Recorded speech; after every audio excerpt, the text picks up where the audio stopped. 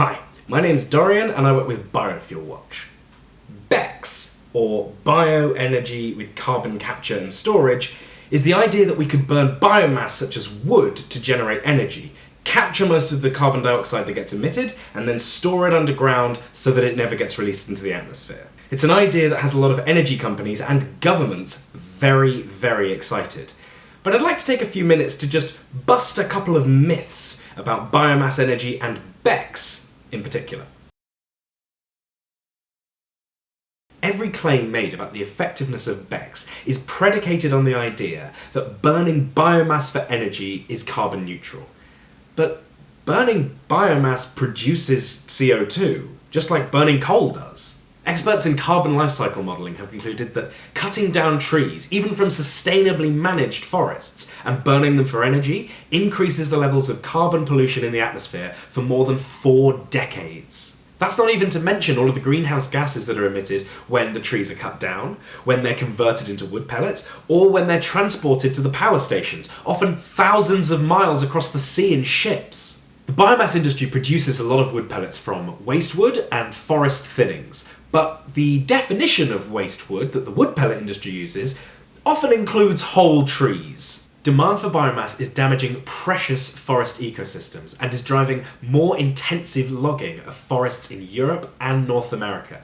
This is disastrous for our ecological crisis, which is as big a threat to humanity as the climate crisis. And again, even if new trees are planted, a man-made tree plantation just cannot provide as good conditions for biodiversity as a natural forest which could have stood for hundreds of years.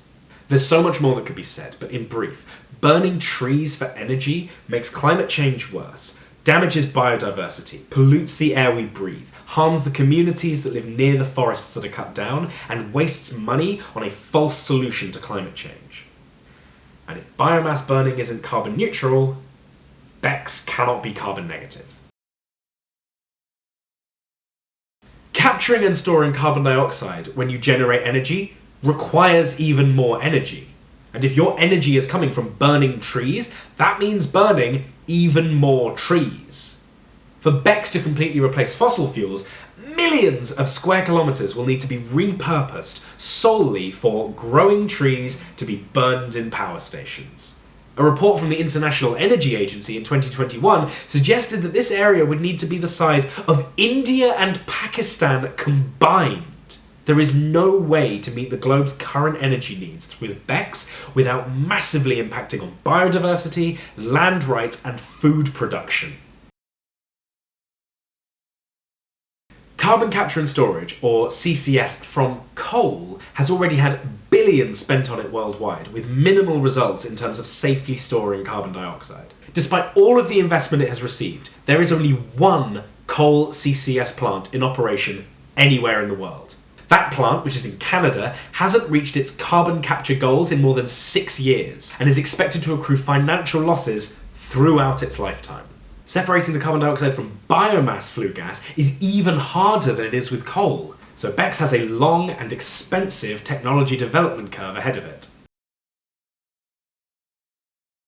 BECCS is a highly speculative technology, and there are only a handful of energy companies around the world actively working on it. We mustn't make the same mistake that we did with coal CCS, of investing huge amounts of time and money into something which will ultimately prove to be a false climate solution.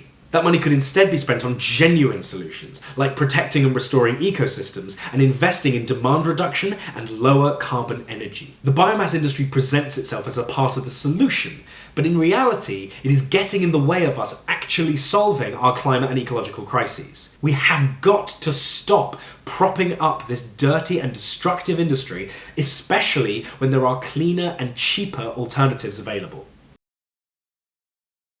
Thank you for watching this video. In the second part, we are going to be talking about Drax Power Station in the UK, which is pushing for a massive increase in investment for negative emissions technologies, including BECCS, and why none of it makes any sense. Thanks for watching.